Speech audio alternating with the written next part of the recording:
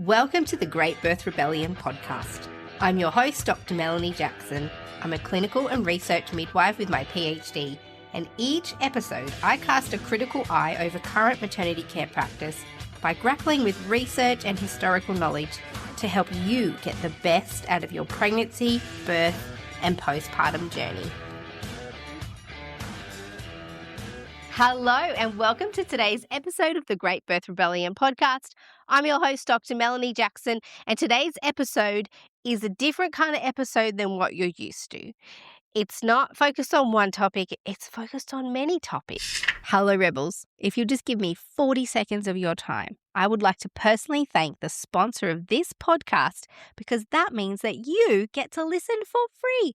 Poppy Child from Pop That Mama is a doula and hypnobirth practitioner, and she's the sponsor for today's podcast.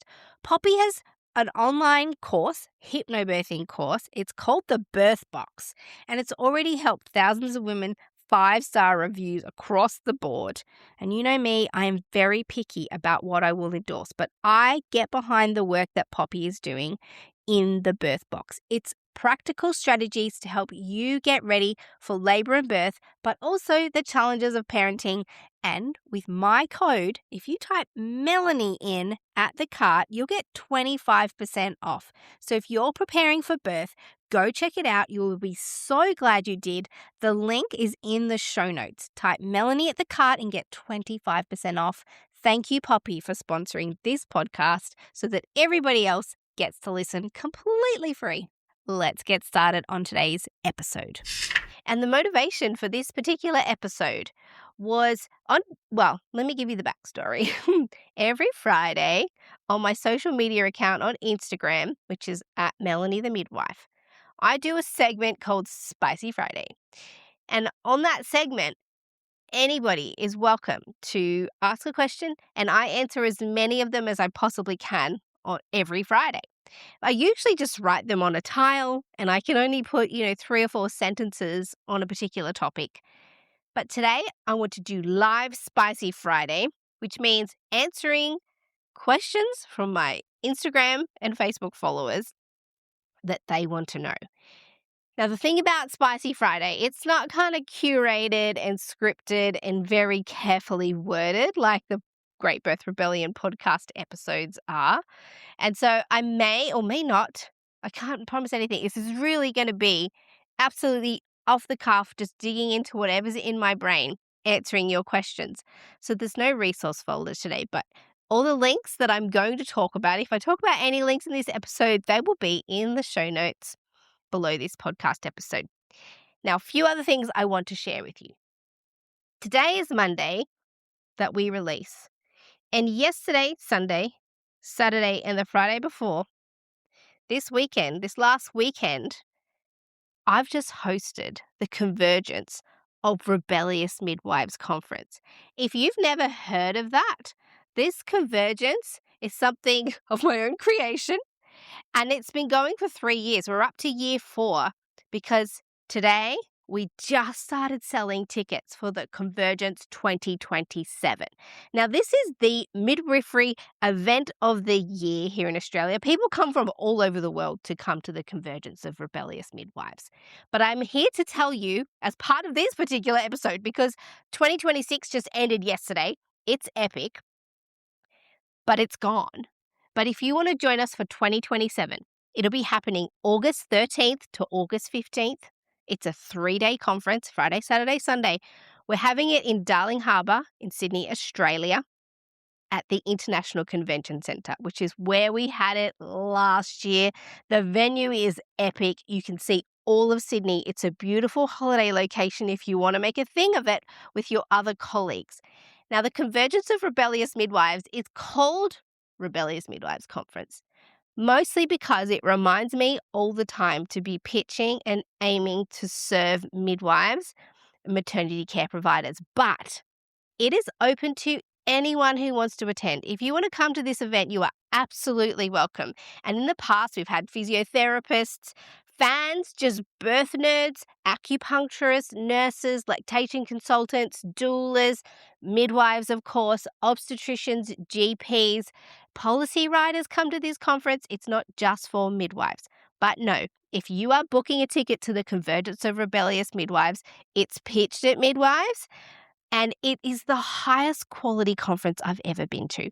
Well, I mean, it must be because I made it. And the reason I made it is because I got sick of going to conferences that had low quality speakers, poor quality food, uncomfortable venues, and frankly, some of them I went to were hostile and just dry. That is not the Convergence. The Convergence is the anti-conference conference. At the Convergence, every time I build something, and every time I think, what could I do next for the Convergence? I'm always thinking, how can I love the people who have spent their time and money to come to the conference? And it bleeds through the whole conference. The love, the connectivity, the oxytocin. It's high quality and it's high value. And the tickets are on sale now. And for if you book through the first 2 weeks of August 2026, you get $200 off your ticket. So the link to buy your conference tickets for 2027 are in the show notes below. There's payment plans. You can do a 10-month payment plan. You can pay it off straight off if you want to. But this is the time to get your ticket if you want it as cheap as possible. Every year I get people emailing me going, oh my gosh, do you have payment plans? I can't really afford the whole thing right now. This is your opportunity the whole year before the conference to start paying off your conference ticket. If you want to come, and in the past finances have been an issue, now's the time because they're $200 cheaper and the payment plans, the long payment plans are in place. I will put the link to the show notes for the Convergence of the Rebellious Midwives in the show notes. Click the link, have a look at the page, you'll see what we get up to. I've already arranged 5 epic speakers, and I don't allow people to submit abstracts to the Convergence of Rebellious Midwives. I handpick every single presenter. I just want to make sure everything is bang on. Anyway, that's enough about the Convergence. Let's kick off our time of Spicy Friday. Now, here's how it happens. I put a little tile up on social media, on Instagram, on my Melanie the Midwife Instagram account, and people ask questions. So today, I'm literally going to scroll through these questions, pick the ones I can answer straight off the cuff, and go for it. All right, strap in. It's Spicy Friday, but on the Great Birth Rebellion podcast on a Monday. All right, I'm going to pick these live. There's just so many questions, honestly, as I scroll through all of these. It's only 11 o'clock at the moment, and all these questions have come through. So I need to choose which one to answer. I'm also aware that because I'm going off the cuff, I need to be very careful about what I say, because it's no secret that there are enemies of the Great Birth Rebellion podcast that would very much like to report me to my registration body. So we're going to be careful, but we are also unscripted, which is not anything I ever do. I'm always heavily scripted on the Great Birth Rebellion podcast. That's why when I say things, I'm like, I stand by it 100% because I wrote it. All right, let's go. Let's have a look. First one. Okay. The first question is, to protect the peri or not to protect the peri when pushing? How to know when to do it and when not to do it. Okay, bit of context here. Midwives or maternity care providers are often taught to protect the perineum, the woman's perineum, and the perineum is the space between your anus and your vaginal opening. It's the space that stretches. When you're pushing out your baby and you're at full stretch, your perineum is at full stretch, and it kind of looks like putting a beanie on a baby, but there's a hole in the top. It's like it really stretches over the baby's head.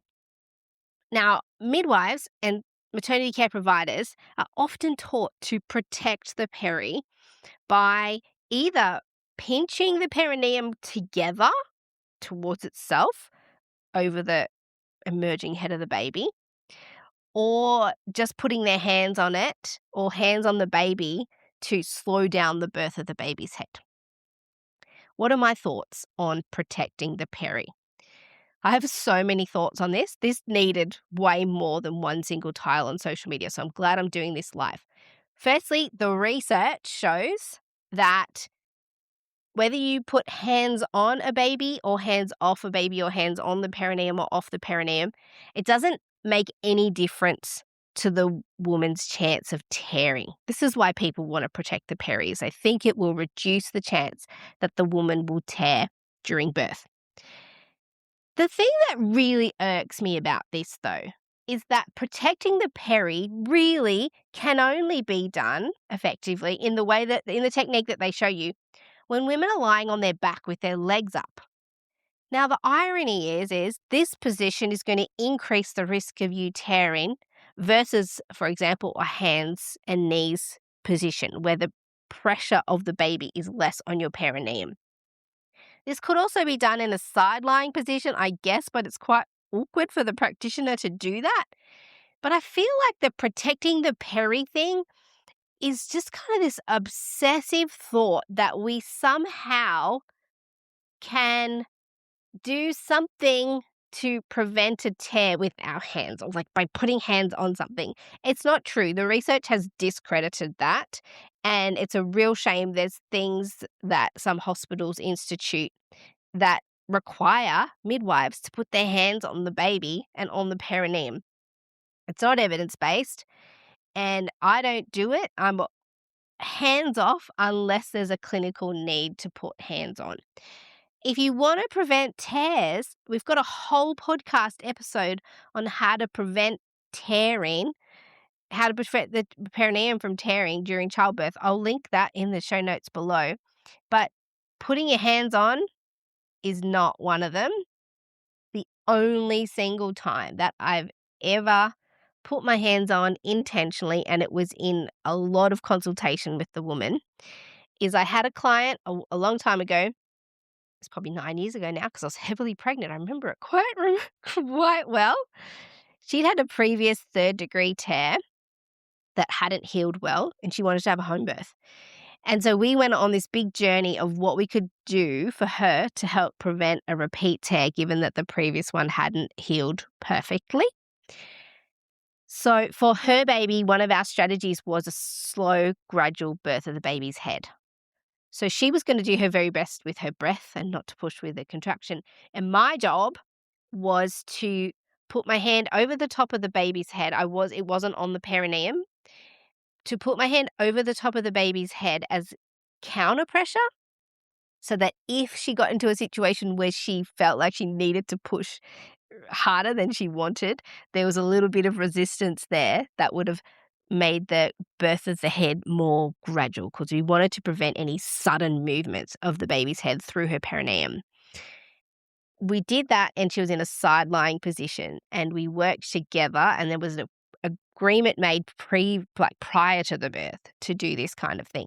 This was our strategy that we'd agreed on and that she wanted, especially because she was giving birth at home. She really wanted to prevent a repeat 3rd-degree tear. We did prevent a repeat 3rd-degree tear. She didn't need to go to hospital afterwards. Everything was beautifully fine. That was the most memorable time that I actually put my hand on the top of a baby's head and did anything hands-on to kind of prevent a tear. But we've got to remember, guys, our hands are not going to prevent the tearing of a perineum. The things that are going to prevent tearing the perineum are done all the way through the labor. We're talking positioning, not barking at the woman to push the baby out, and then stop, breathe. I mean, go back and listen to the episode about tearing and preventing tears. It's linked in the show notes. All right, that is my spicy Monday answer to that question. Let's have a look. What's the next one? All right, this is a pretty good question. It's actually applicable. It's about a home birth transfer, but it's applicable to anybody who's moving from their home to go into hospital to have their baby. So the question is, how can we protect our oxytocin if things go pear-shaped in a home birth / transfer? All right. And this is applicable, again, anyone who's laboring at home and then needs to get in the car and go to hospital, this will be applicable to you. So the question is, how can we protect our oxytocin in the transfer process? Firstly, if you're new to the game, oxytocin is the all-important hormone that your brain excretes as you're in labor. It's the one that gives you contractions and keeps your labor going and progressing on to have a baby. It increases through the labor and then peaks after the birth of your baby to help with the birth of the placenta. So you can see oxytocin is a super important hormone required for your labor to actually progress physiologically. What we also know is oxytocin is a shy hormone. And so if you feel frightened, interrupted, if you have to engage your brain and actually start thinking and you get distracted in the labor and birth process, uh, cold, like temperature changes, sudden lights, strangers, these kinds of things can frighten oxytocin and reduce the amount of oxytocin that you release. So this woman's asking, how can you protect your oxytocin if you need a transfer from home to hospital? This was in a home birth scenario. There might be a little bit of fear involved also if you're moving from home to hospital and you weren't planning on it, and a little bit disappointment. So that's one thing. But if we're thinking about the strategies that we know for sure will help maintain your oxytocin, what you want to do is reduce the amount of stimulus that's getting into your body so you can try and stay in a sort of subliminal state. And this is what happens during labor and birth is as your oxytocin increases and your endorphins increase, there's this hormonal cocktail that puts you into a little bit of a labor trance, especially if your care providers are gentle and unobtrusive and you've been allowed to completely sink into that. It does require a limited amount of stimulation. So, an ideal environment for that kind of scenario to unfold is a warm, dark, and quiet place where you have known people around you and you're not required to think and no one's trying to talk to you. You can just completely submit to that hormonal soup of labor and birth. But if something's going wrong or you need to transfer into hospital from home, this does represent an interruption. And so what you need to do is do your absolute best to preserve the environment that's going to protect oxytocin. So reducing stimulation. I would say some big headphones, maybe if they're sound cancelling and you can put some kind of music or whatever you've been listening to at home, something familiar, something that makes you feel safe. Maybe if you've been doing hypnobirthing or something like that, you can play that through your headphones. That will cut out the audible interruptions. Then you want to reduce your sight. So eye masks or blue light blocking glasses. They're the red ones with the red glass in them. That'll reduce your exposure to artificial light, which will help keep the oxytocin level high and the melatonin level low, because melatonin potentiates the activity of oxytocin. So if you've been in the dark and your melatonin starts to increase, that's going to increase your oxytocin activity too. So try and do that. The other thing is if you're feeling frightened, be sure to take people with you in the transition who you feel safe with. Okay. And also, they're going to have to control their own fear. The whole idea will be to reduce the stimulation coming into you. So, nice warm clothing so you feel cozy. You might want to take heat packs, take a huge big blanket if you want, pillows, anything that keeps you feeling calm and safe is going to help maintain the oxytocin. The other thing that's going to be really important here is that your support people advocate for you. In the transition to hospital, you want to try and maintain that completely closed off scenario where you still get to stay in labor land. And so everyone around you, your husband, doula, partner, support people, midwife, whoever you have with you, can talk on your behalf and share the story. I'm sure when you arrive at hospital, they'll want to talk to you too. And then when you get into the room, make sure the lights are all off, that you maybe only speak to one clinician and not an audience of clinicians. And perhaps they could pop you straight in the bath when you get there, depending on the scenario. But we do have a podcast episode specifically related to managing the transition from home to hospital. Again, I will put that in the show notes for you to have a big, long listen. That's just my spicy Friday version to answer that question. Great question. Okay, what's next? That one. Oh, yeah. Okay. Next question is, do you think that posterior labor that's not supported properly leads to unnecessary intervention and caesareans?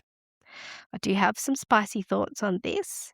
Yes is the short answer. I do think that a poorly supported posterior labor will be more likely to lead to unnecessary interventions and cesarean sections. And here is why. So, again, new players to the game. Posterior labor means that instead of your baby coming down where the head and the back are facing outwards, so the back and the head would be laying along the front of your belly, that's the ideal position for your baby to come down through your pelvis and be born.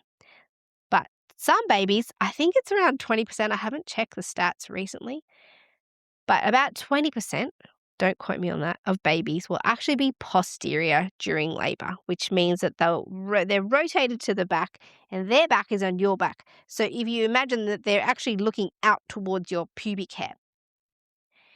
And this means that a bigger part of the baby's head is actually trying to be the leading part to come through your pelvis. And it's uncomfortable and an awkward position for the woman and for the baby. Ideally, the baby would rotate and come out in an anterior position where its head is tucked in deeply. Sorry, just yelled into the microphone there. And it's better able to traverse your pelvis. The thing with posterior labors is that that's a longer rotation for the baby to get around, and so it takes longer. And also, women experience some different pain sensations because of the rotation of the baby. It can create some different pelvic pain and sometimes back and hip pain. Now, because it takes longer and the woman has usually a more painful labor and birth with a posterior baby, it can be done. It absolutely can be done. It just takes time and support. And the really big thing with a lot of hospital births is they don't have extra or they don't allow extra time necessarily. The other thing that happens with posterior babies, and this has freaked me out once or twice in a home situation because I'm a home birth midwife, is as the baby rotates, their heart rate can do some wacky things. I'll never forget, I was probably 3 or 4 years into private practice, maybe less, and I was with a woman, and the heart rate was just doing some wacky stuff. I couldn't convince myself that there was anything wrong, but I was like, what is happening? And then when my colleague arrived, at the time I was working with Hannah Darlin, Professor Hannah Darlin, some of you might know her as now, and we worked together clinically for about 8 years during home births together. And she arrived and I was like, I'm not sure what this wacky heart rate is. And she's like, oh, that's just a classic heart rate for a baby that's doing a rotation. Whew, that was the first time I learned about that. So maybe this is the first time you're learning about it. If you think the baby's posterior or maybe in a sort of less ideal position, it might do some wacky heart rate things as it's rotating, which seems to be a normal situation for babies who are doing a rotation like that. But I think there is a low tolerance for abnormal heart rate readings on things like CTGs. And now, we're watching so closely what babies' heart rates are doing that maybe a more trigger happy clinician might not wait to see if it resolves and just act. But also because it's a bit more painful, I wonder if women are more likely to have pharmaceutical pain relief. And then because the progress is slower, maybe they'll also be more likely to have augmentations with artificial oxytocin. And then if it's taking too long or if the woman is kind of done or, the clinician has looked at the picture and decided, no, time to pull the plug, then women might be offered a cesarean section. But the other thing that can happen is something called like a deep transverse arrest, where they do come down in an awkward position and actually get wedged and stuck in there. There are things that can be done. I have seen the most beautiful, it was poetic. It was like watching ballet. An obstetrician do a manual rotation of a baby that was completely posterior. That, it was a client of mine and we were at home. She was fully dilated and the baby had come down posterior and just got wedged and wouldn't and couldn't rotate. We tried a lot of things at home and it just wasn't working. So we arrived at hospital and I didn't know exactly what the obstetrician was going to do. I thought it could lead to cesarean section. A skilled clinician potentially could have rotated the baby with a vacuum and done a vacuum extraction, or potentially forceps. I think it could have gone anyway. But we were presented with this incredibly skilled obstetrician who said, I'll do a manual rotation and then she will push out her baby. And I thought, this is the most ideal situation possible. And for those of you who don't know, a manual rotation, they will numb the area, the vulva area and vagina. If a woman's already got an epidural, great. But otherwise, this woman got what was called a pudendal block, which is an injection of lidocaine, which is a local anesthetic, but into the pudendal nerves inside the vagina, and it numbs the whole area because the clinician puts their hand onto the baby's head, which is in the woman's vagina, and literally with a contraction rotates the baby into the ideal position. Now, I hadn't seen this done well in my career, but this one, oh man, it was beautiful. She did, through 3 contractions, this obstetrician rotated the baby to an anterior position, and then she said to the woman, okay, go ahead, you're up, push your baby out.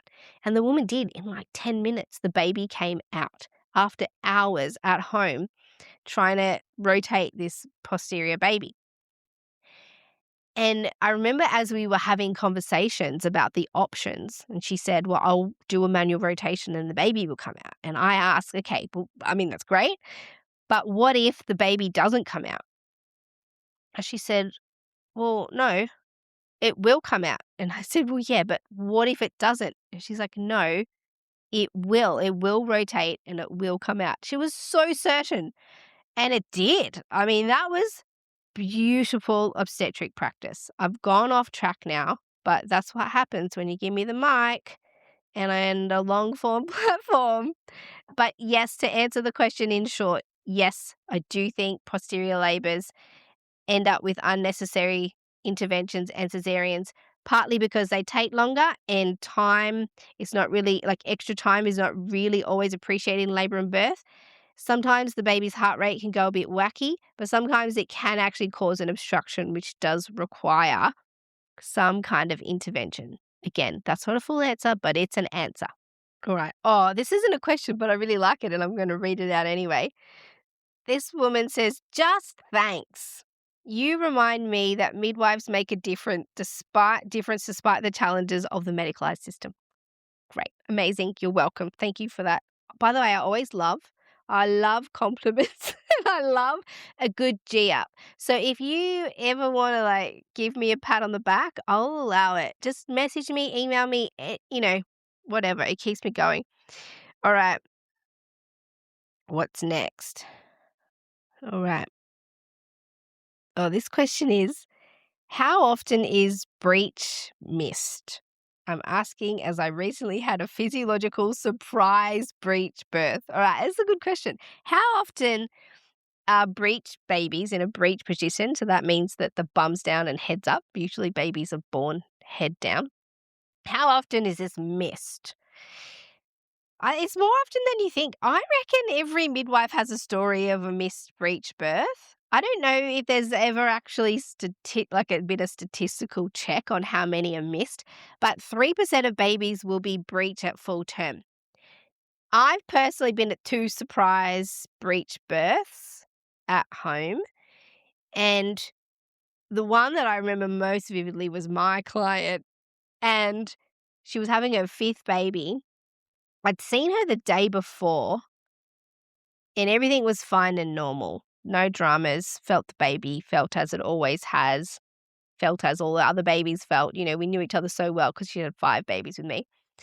And then she has also very quick births. So she went into labor that night. She called me, and when I got there, she was clearly in really established, strong labor. It appeared as though she was about to start pushing anyway, which is what I expected. And I never do routine vaginal examinations during labor and birth. I just don't find them to be helpful to me or the woman. There's so many other skills that I have to work out where a woman's up to and if she's fully dilated. I don't actually need to put my fingers on there. It's just very occasionally if we're trying to do some diagnostic work of if there's something wrong. Anyway, so she started pushing and it's always dark at home birth, so I had my little torch having a little look, and I looked at the other midwife and I said, are those toes? And she looked and she went, yeah. And so off she went to go and get the oxygen tank and get ready for a breech birth because there was no but going back now. We could see toes. The baby was coming breech. And what we know about breech babies is that they're far more likely to need resuscitation after birth. We can manage that kind of thing, but that's what we were getting ready for. And in that moment, I decided not to tell the woman that her baby was coming out breech for a few reasons. Firstly, it was her 5th baby. I knew she knew how to push babies out. I didn't have to give her any instruction, and I'd always just kind of left her to it. Secondly, I didn't know how she felt about a breech birth because we'd not had to talk about it because her baby was never in a breech position as far as I could feel and tell. And I'm very experienced at palpating women's bellies. I do full continuity of care and, I feel women's bellies all the time, the position of babies. So I didn't think I'd sort of messed it up. But I thought if I tell her now that her baby's coming out breech in the moment that it's coming and I spook her, if she's got some hang-ups about breech or, if she's worried about it and I spook her, this could really interrupt how the baby emerges. So I made a decision. I'm not going to tell her. I just said to her, hey, for this birth, when you feel an urge to push, you just go right ahead and you give it a good big push. And we're just going to get the whole baby out. Now, the thing with breech birth is it is different to head down birth in terms of the management. So I was trying to give her some information that she could use without spooking her, without kind of alerting her to the fact, hey, your baby is breech. There was nothing we could do. We couldn't transfer. I didn't want to spook her. We had to get the baby out. So anyway, she did. And the baby came out in one single contraction. And as I handed her her baby, I said, hey, your baby came out bum first. And she said, oh, I thought it felt different. And then afterwards, I quizzed her and I said, look, yesterday I did not feel your baby was breech. Do you think it was? She said, no. She said, I don't think it was breech either. She said, I think I felt it turn during labor. She had this big experience before she called me. She said the baby did this huge movement and she didn't really know what it was, but it finished. She thinks, and I think too, because I definitely did not feel a breech baby, think that the baby turned in labor. So that was a super, super surprise. Others can just be, some babies' head and bum feel firm, but I don't think it's all that uncommon actually. Although with sort of more mainstream care, if you're with a clinician who regularly puts an ultrasound on you, it's much less likely that that would be missed. And potentially, if you're in hospital and having vaginal examinations and your labor wasn't going fast, the breech baby would be identified during labor. But because I don't do regular vaginal exams, it was a surprise. I don't know how many it would be though, but how cool that you got to push the baby out of your vagina, because so often if you get diagnosed with a surprise breech birth in labor, they'll recommend that you have a cesarean section unless there's a clinician there who's skilled in breech birth. But this is getting rarer and rarer, unfortunately, to have a clinician who's actually willing to plan a breech vaginal birth. But amazing for you. That's my Spicy Friday answer to that question. Oh my gosh, there's 3 questions here that I want to answer because they're all awesome. Firstly, the first isn't a question. It's just like another huge pat on the back, which I love. This woman says, I'm convinced your work is having a massive impact on women and birth outcomes. Is it possible to somehow quantify it? I mean, wouldn't that be amazing if we could do a study on the impact of the Great Birth Rebellion podcast on women and birth outcomes? I don't know that we can quantify it, but how cool would it be if we could look back and watch the growth of the Great Birth Rebellion and the improvement of birth outcomes and the reduction in interventions. That could be cool. I could never claim that it was me, though. I would have to do a study on women who didn't listen to the podcast and women who did, and then you'd have to match them. Okay, here I am designing a study to work out how we could measure the impact of the Great Birth Rebellion podcast and the work of Melanie the midwife on women and birth outcomes. It's possible it's happening. I don't know. But if we were going to study it, you'd have to get women who are matched in as many ways as possible. If you're going to design a study, if someone wants to do this, matched in as many ways as possible. So you were comparing two similar women. And then one would have to listen to the podcast, and then we'd have to decide how many episodes do they have to listen to in order for it to be kind of like a therapeutic dose of podcasting. And then the others would have to not at all engage with any of the work. They just kind of get standard care. And this would be like the Great Birth Rebellion care or like the Melanie the Midwife group. You could do it. It's possible to quantify it that way, to say, hey, the people who listened, the women who listened, and you can do this with courses and things, right? So like if you wrote a course or a program, like they recently did it with the hypnobirthing program, and they compared the outcomes for the women who did hypnobirthing to the women who didn't, and then they matched them. We spoke about it recently in an episode not long ago. And they found that the women who used the hypnobirthing technique reduced their caesarean section rate by 30% and reduced their epidural rate by 50%. So, I mean, it's doable. Yeah, it's totally doable. That's how you would quantify it. But I can't do that work. I'm really too busy doing the actual work. But if somebody wants to study the impact of the Great Birth Rebellion podcast, I have a study designed for you. All right, that's that one. Now, this next question, I love it, and I'm just so sympathetic. What is your advice for the graduate midwife starting out their career in midwifery? Oh, do I have so much advice. One of my passions is to mentor midwives because I was mentored. The reason I'm here where I am today is because there are midwives who came around me, who believed in my capacity, who saw something in me and decided to commit themselves to mentoring me to make me the midwife that I am today. Honestly, you have to do this with a crew. So I guess that would be my first thing is find your people. It would be midwives who you really value, whose work you're watching and you think, oh, one day I want to be like that midwife. You want to pursue the people who are doing the things that you want to do. And my advice is to be mentored by them. That can look any way you want. I've mentored people before that said, I just want to sit with you and ask you questions. And so I've done that. I've mentored private midwives, 200 private midwives who went through. I have an online mentorship program that is done with private midwives midwives who want to be private midwives in Australia, and 200 midwives have been through that program. That is not running this year. You've missed out on that. If you're listening, I apologize. But I am mentoring in a whole other way, in a way that can be truly scaled. And it's called the Assembly of Rebellious Midwives. And I'm taking enrollments in October this year, 2027. And I'll open it up for more enrollments each time. But at first, I can take 200 midwives to mentor you through your careers. I'm going to be offering lifetime membership and lifetime mentorship for as long as I am alive, not as long as you are alive. You might outlive me.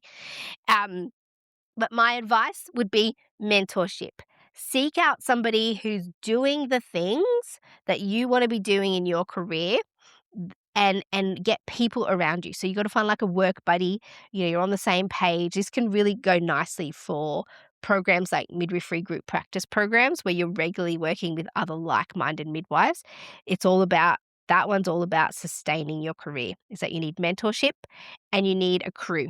And this is why I built the Assembly of Rebellious Midwives, because a lot of midwives find they can't find a midwife or they don't have people around them. They just always feel like the black sheep in their workplace and they need a soft place to land and people to ask questions to that aren't going to roll their eyes and go, oh my gosh, this again. So, find a mentor. If you can't do that and you want me to mentor you, oh my gosh, in the Assembly of Rebellious Midwives, that's where I do it. I'll put the link to register your interest in that in the show notes. That's the first thing. Second thing, I would read the book So Good They Can't Ignore You. It's by Cal Newport. Now, caveat, he's a man and writes a bit for men, but just take the principle as you can. So good they can't ignore you. The idea is that you stop looking at all the limitations all around you and the things that you can't change and the things that you don't like and the hard things, which are many in the system, in the maternity care system.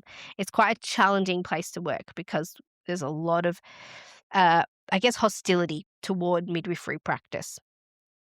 I would read that book, So Good They Can't Ignore You, and focus purely on your mindset, the craftsman's or the craftwoman's mindset, which basically asks, how can I get better today? What can I learn today? What can I do today? How can I help today to make you a better midwife? So 1% better every day is what we're aiming for.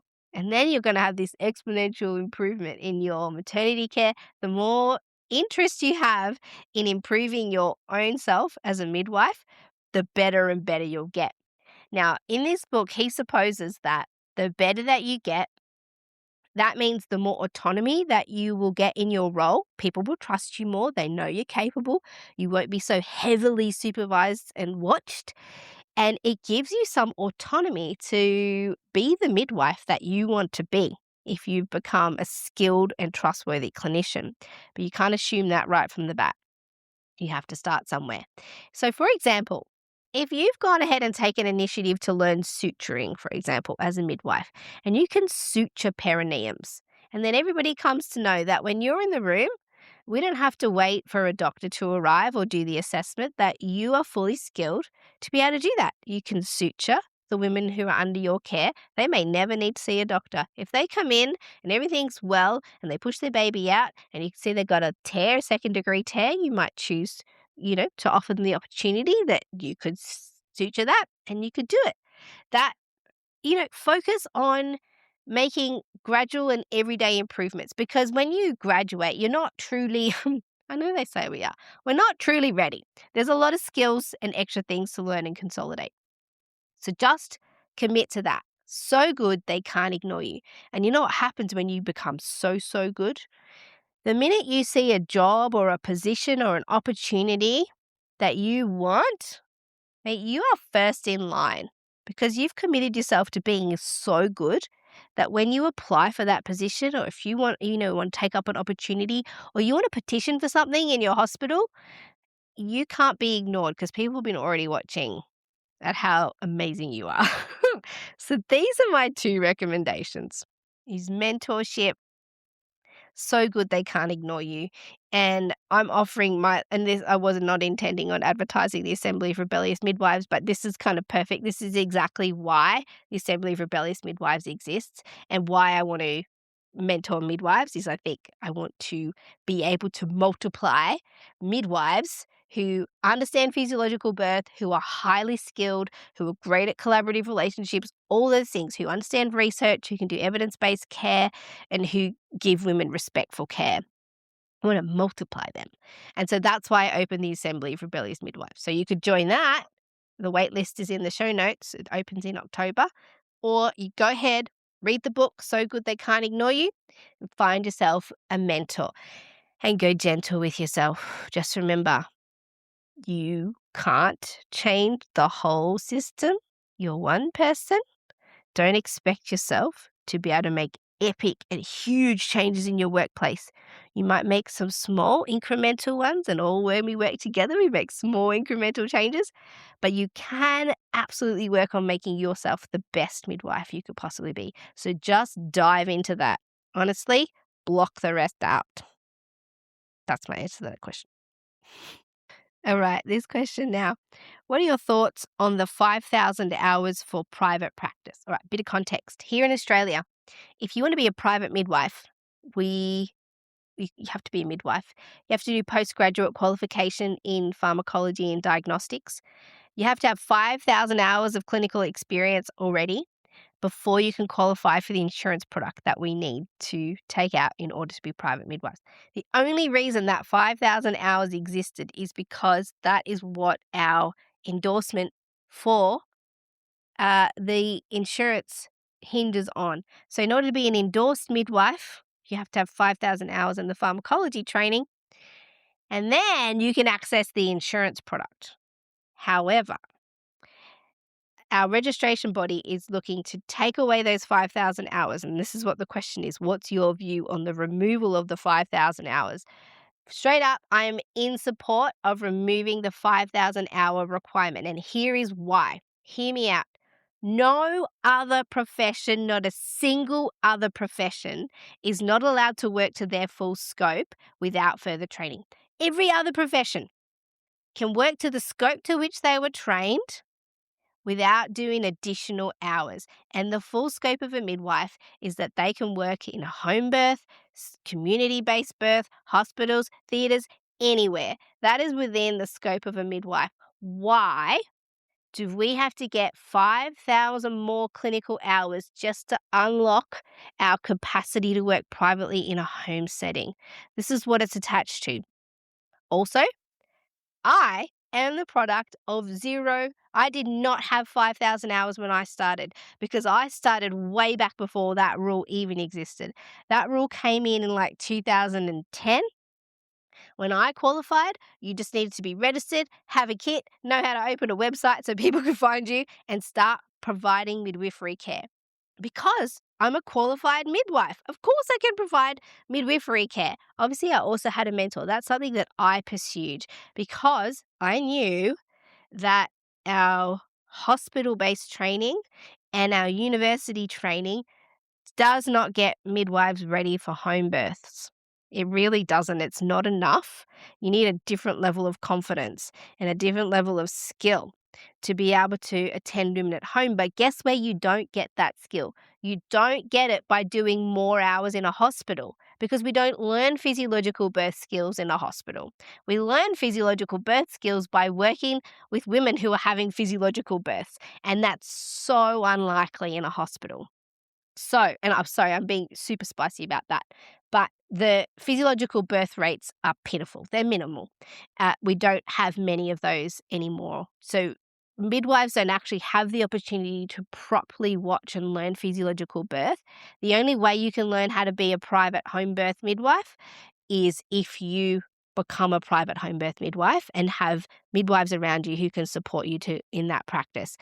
You won't get the skills that you need for home birth or private practice by doing 5,000 hours. And you know, the registration body, the Australian College of Midwives, actually all of the bodies involved in putting these rules in place are actually in support of removing them. So the bulk of the argument, even from our registration body, is that it should be removed because it's an unusual requirement. None of the other registered healthcare professionals are required to have any level like that of additional work applied to their capacity to work in their jobs. So I think they should go, and I think any midwife who's recommending that they stay is either scared of an influx of other private midwives who are about to come in and flood the market with private midwives, and they're worried that it's going to impact on their business earnings.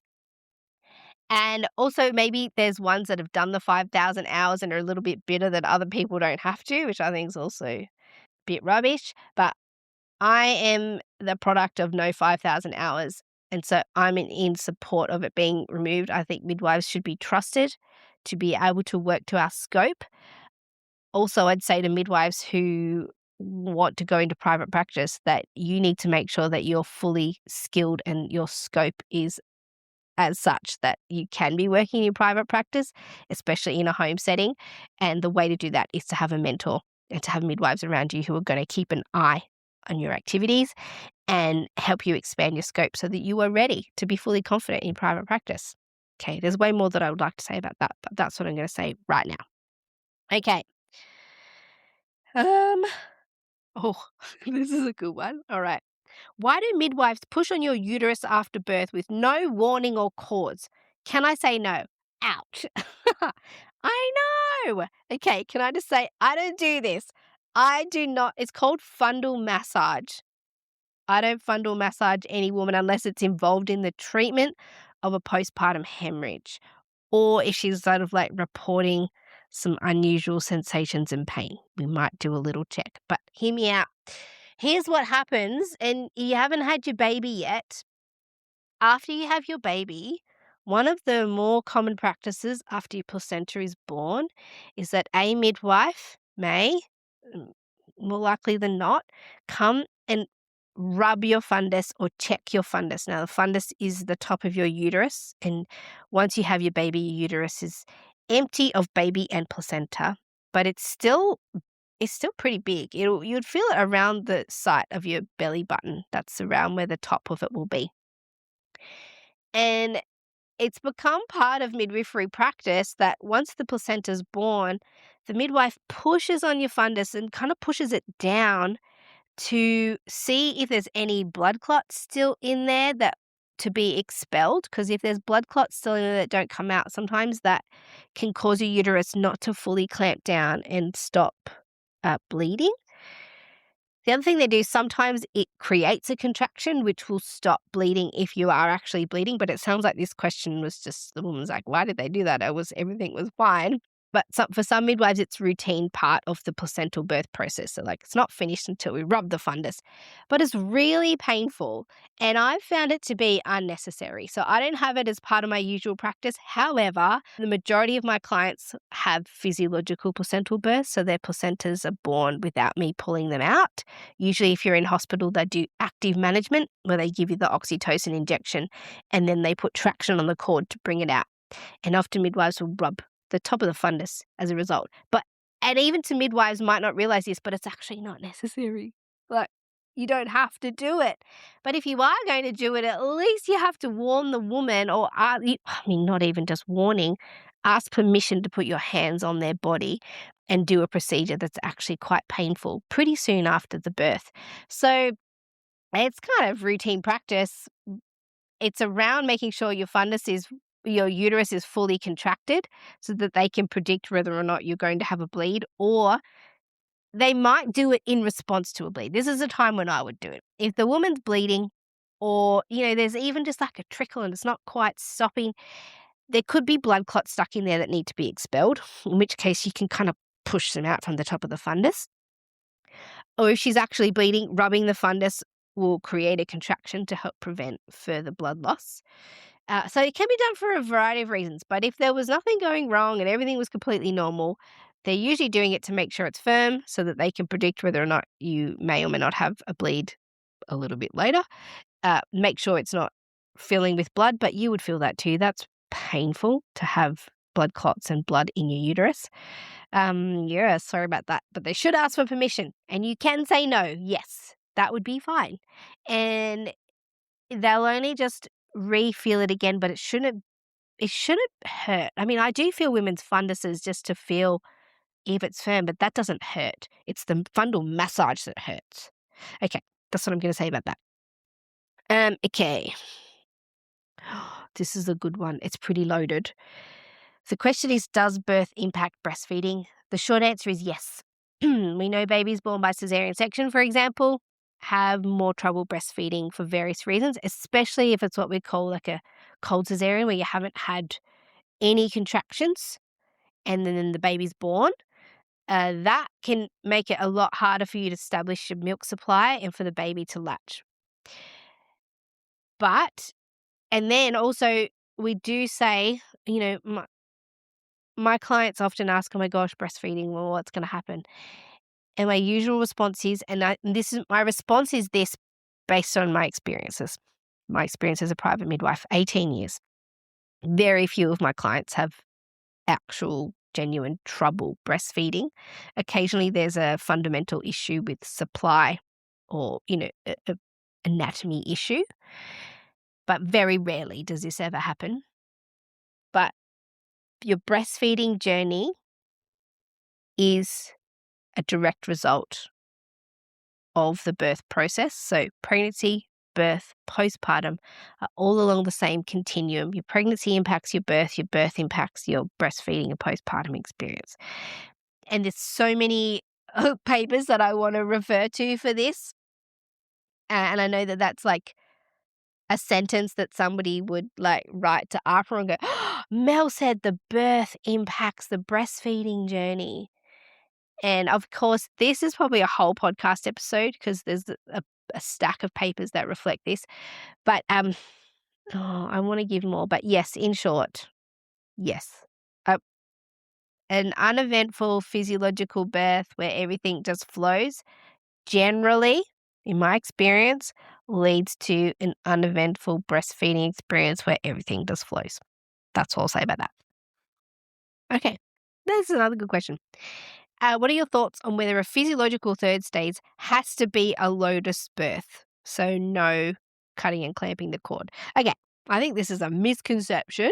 So the majority of my clients will have physiological placental births, which just means that they're not having the oxytocin injection and having the cord traction to bring the placenta out. What it means with a physiological third stage is that the woman is pushing out her placenta in a physiological way in the same way she pushed out her own baby. It's a continuum of the process.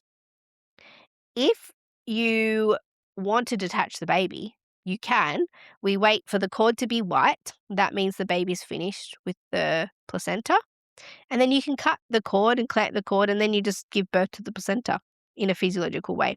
You don't have to have a lotus birth, and a lotus birth is where you keep the placenta attached to the baby until the cord falls off along with the placenta. So it's as it sounds, you carry the placenta around with the baby. It's prepared in salt and things like that and wrapped in a parcel.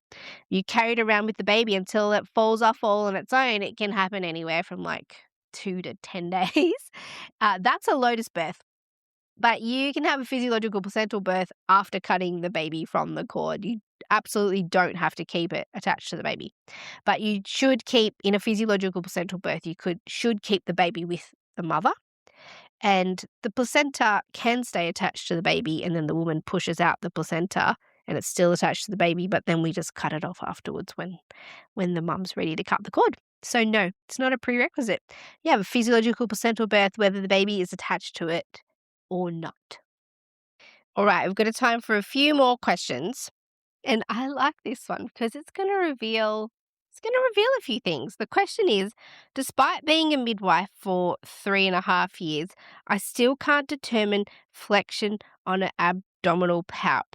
Any tips? Okay, so what this midwife is asking, basically we do abdominal palpation for the baby and we feel their position, where they're lying. Technically, we can feel where their head is, if it's deflexed or flexed, facing down, or if it's looking immediately up. And I want to say, I palpate women's babies all the time. And little secret, even I'm not certain most of the time. And I think, and this is the controversial part, I don't think anyone's certain. I reckon we could all just be making things up with what we're feeling with the head. I would love to hear from you as a midwife if you're like, no, 100% I'm confident every single time I palpate, I know the position of the baby's head. I don't I don't know that we can tell. Is that sacrilege? Am I like sharing some big secret? But anyway, that's what I want to say about that. Even I struggle. And actually, I don't think it even really matters, because if women are moving around in labor and birth and doing what they feel is intuitively going to happen, and they haven't got an epidural, and you're supporting them with all different positioning, the baby should theoretically get itself into appropriate birthing position, in theory. Gosh, I'm rambling now. Okay, let's find another question. Oh, okay, this is a good one. If a baby was born with an APGAR score of 2 at home, so anything above 7 is considered like a pretty good APGAR score, and an APGAR score is what we use to kind of grade the condition of the baby when it's born. Does this baby need resuscitation and help transitioning, or is it doing okay? If the baby was born with an APGAR score of 2 at home and was floppy, what would happen? So, if you're receiving a baby as a midwife and the baby comes out and kind of flops into your arms and just has no tone and is not crying, and we call them floppy babies. This is kind of a bit of a midwifery terminology. Okay, what would we do? This has happened to me many times, multiple times. It happens in occasions with if you've had to help manage shoulder dystocia, sometimes just all of a sudden. So if a baby comes out floppy, we do exactly the same thing as what would be done at a hospital. We prepare for resuscitation. We have all the resuscitation equipment that we need, including newborn airways if we need to place an airway. We've got bag and mask, oxygen saturation monitors. We can listen to the baby's heartbeat.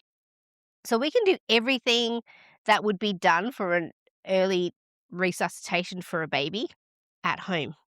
Otherwise, we wouldn't be there. If we didn't know how to manage a baby that came out with a low APGAR, you should not be doing midwifery at home. Just putting it out there. The other thing that happens is it doesn't happen very often at home because there's no pain medications that we're using. Theoretically, the women are well and healthy enough to be, I guess, eligible in inverted commas for a home birth. And the birth's been physiological.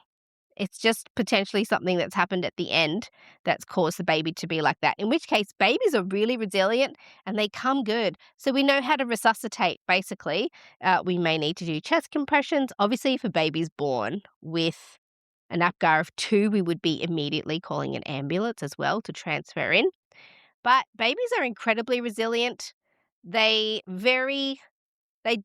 very often do they end up unwell as a result of a physiological birth, and it's usually because of shoulder dystocia or a cord prolapse or something like that. But again, not very often, but we're completely equipped. So that's what we would do. Okay. All right, I'm going to do 2 more questions. This one. All right, this is a statement, I guess, but I have something to say about it. Sonographers giving results that scare you only for your midwife to say that everything's fine. Oh, I have a massive bugbear about sonographers who do a scan, find a thing, and then go ahead and start giving women advice, recommendations, or opinions. So things like, whoa, that's a big baby. Looks like you'll be having a caesarean section. Or like, whoa, there's not much fluid in there. Best to be preparing for an induction, or whatever it is they say. It's happened so often that the sonographers go ahead and give you actual advice. Let me tell you, the only job a sonographer has, and they're excellent at it, and I love them, and they're brilliant, the only job a sonographer has is to do the ultrasound, get the pictures, and report back to your care provider of what the pictures found. That's all. It's almost like the person who's taking your blood, imagine if they got the results in front of them and they went, oh, look at that. Your iron's low. That means you need this, this, this, this, and this. No, their only job is to collect the information and deliver that information to your care provider, who's supposed to be the one to give you the next advice. What are we going to do now that we've found this thing? They're just supposed to find the thing. So can I suggest, if your sonographer says something, do not take it as professional advice. They're actually not trained in healthcare. They're trained to do ultrasounds. They're not trained to look after you with what happens to you that they found in the ultrasound, if you know what I mean. When I tore my calf playing netball and I had an ultrasound and the sonographer said, you've torn your calf. But they didn't tell me what to do next, except your doctor will get the report and you'll plan a rehabilitation with them or with the physio, as it turns out. So that's bugbear with that. Don't take sonographers' advice as medical advice, because they don't actually know. They're not trained to know that. They're just trained to take the pictures and interpret the pictures and then report those back. Unless you've got a sonographer who also happens to be an obstetrician. All right, let's do this one. This woman says, I requested a copy of the water birth policy. The midwife states she's not allowed to. Is that correct? Either she's lying She might have said she's not allowed to because the hospital won't allow it. Maybe. I've never heard of a woman being declined a policy. I would have just responded with, yes, you're allowed. I need to see the policy. Or can you please, I need to speak to somebody else then. You can request any of that information. No, not correct. So the question is this correct? No, not correct. Go back. You can ask again. In fact, some water birth policies are publicly available online for certain hospitals. All right. Let's do one more question. Let's do one. Oh, I've got to pick a goodie. There's so many. Look at this. Oh, there's so many. They just keep going and going and going and going. So, oh gosh, how do I choose? Okay. A lot of them already have podcast episodes available for them. So my first suggestion is, if you didn't get your answer, have a little scroll through the Great Birth Rebellion podcast episodes, see if they've got something there. But top tip, actually, if you go to melaниethemidwife.com, I've got a free button question there. I've got a free stuff button there on the front page, and there's a catalogue of all the podcast episodes that are available for the Great Birth Rebellion podcast. And then you can scroll through just the list and see which ones you want to look at. It's a bit easier than scrolling through on your device. Oh, I'm going to do this one. Okay, I'm going to do this one. Tips on how to support neurodiverse women in labour with sensory issues in hospital. This is a good question, and I've been thinking about this because I've had clients who've specifically chosen to have home births because they just absolutely cannot tolerate the environment in hospital. There's quite strong smells in hospitals. They use cleaning products that can be offensive to people who are neurodivergent. Confronted with strangers, sounds, lights, all kinds of things can be really disruptive to the process, the labor process for a neurodivergent person. In fact, any woman would have trouble. So it's all about the feeling of being overwhelmed. I'm not neurodivergent, so I don't have a personal experience with this, but I have family members who are, and obviously I've cared for women who are, so I can only give you my opinion based on that. But the real element for women who are neurodivergent is the overstimulation and overwhelm. So the focus should just be on reducing stimulation. I would go for low lights, as few visitors in the room as possible, no new people, no random intrusions in the room of anybody who wants to introduce themselves to this woman. I would turn the sound, if there's a CTG on, if you can turn that sound off, often things beep and make noises all the time in birth rooms. Turn off anything that's beeping. Close off the lights. Ask the woman if she has particular music or something that would help her feel settled. And just reduce the amount of interaction. Often, if the woman's overwhelmed, she's overstimulated, don't add to it. So yeah, low lights, as limited stimulus as possible. You could also try a smaller room. Sometimes having less space could help. Offer calming things like maybe the bath or the shower, but also they could be overstimulating too. Sometimes just a feeling of water could be enough. But with any woman who has particular needs, ask her specifically, what do you need from me in order to feel safe and not overwhelmed? Ask her. She's probably got some strategies. She's lived in her mind with her body and with her situation for her whole life. Ask her, what do you need from me in order to feel safe and not overwhelmed? And then you'll get the answer directly from her. But at the very least, reduce stimulation to avoid overwhelm. That's what I'll say for that one. All right, that is a little taste of Spicy Friday. If you liked that, I do Spicy Friday every Friday. I know it's Spicy Monday, but it's a podcast, but I do Spicy Friday on my Instagram stories at Melanie the Midwife. You can join me there. Better yet, if you loved Spicy Friday, but on a Monday on the Great Birth Rebellion podcast, send me an email or a message. Let me know. I'd be keen. If you love it, I could keep doing it. I've appreciated doing Spicy Friday on a Monday for the Great Birth Rebellion podcast. Now, don't forget, I mentioned the Convergence of Rebellious Midwives as we were getting started. Tickets are on sale now in 2 for 2 weeks. They are $200 cheaper. And you can go to my website, melaniethemidwife.com, to have a look. And anything that I've referenced today, any podcast episodes, all the links, all the information is in the show notes. That's been today's episode of the Great Birth Rebellion podcast, and I will see you next week. To get access to the resources for each podcast episode, join the mailing list at melaniethemidwife.com. And to support the work of this podcast, wear the rebellion in the form of clothing and other merch at thegreatbirthrebellion.com.